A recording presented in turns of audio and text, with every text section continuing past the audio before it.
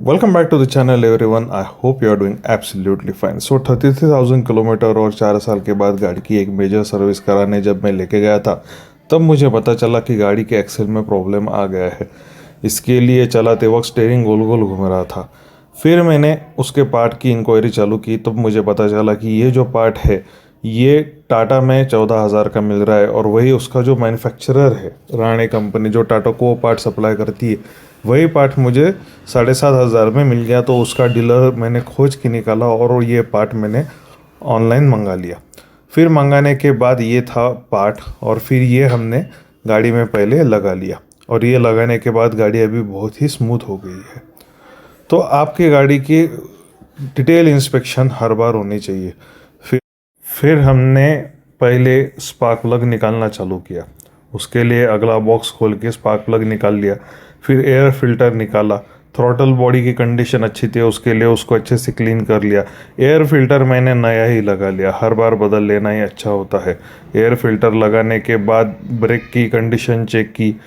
उसको मैंने कहा कि नहीं भैया ऐसे मत कर, उसको उसने निकाला। ब्रेक लाइनर निकालने के बाद ब्रेक लाइनर को अच्छे से उसने घिस के साफ़ किया। ये आप ज़रूर ध्यान रखिए कि जब भी आप ब्रेक लाइनर निकालेंगे तो पेपर से, सैंड पेपर से उसको जो अच्छे से रब करके पॉलिश कर लीजिए, उसकी सारी डस्ट, उसका कार्बन निकाल लीजिए।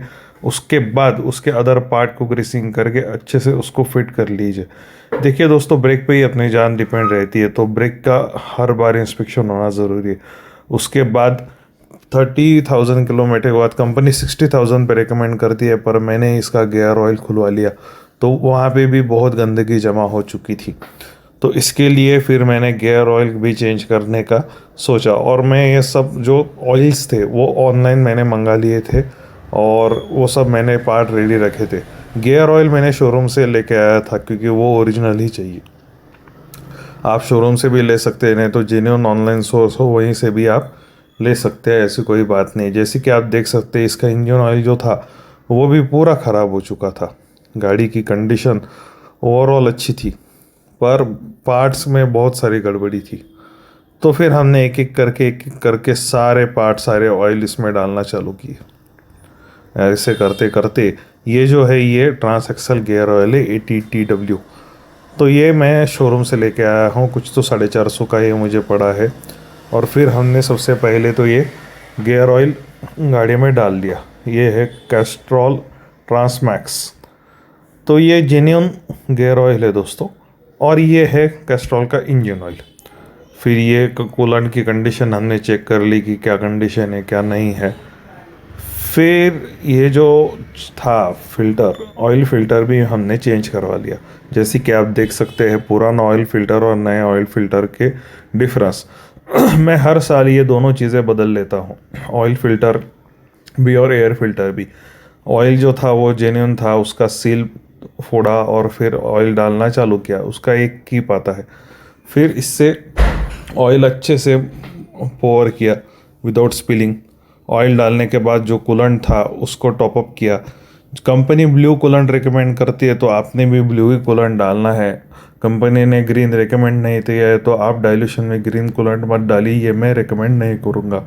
कुछ भी चाहिए हो आप ओनर मैनुअल में देख सकते हैं, वहाँ आपको रिकमेंडेड चीज़ें मिल जाएंगी। फिर ऐसा करके उसके जो फ़िल्टर थे, AC फ़िल्टर निकाला। AC फ़िल्टर को अच्छे से पानी से क्लीन करवा लिया। क्लीन करने के बाद उसको ढंग से साफ़ कर लिया, एयर से ब्लो कर लिया और उसको रीइंस्टॉल कर लिया। रीइंस्टॉल करने के बाद AC की कूलिंग अच्छे से बढ़ जाती है। फिर जहाँ जहाँ ऑयलिंग करना था वहाँ वहाँ ऑयलिंग कर लिया। फिर गाड़ी को हम लेके गए अलाइनमेंट और बैलेंसिंग के लिए।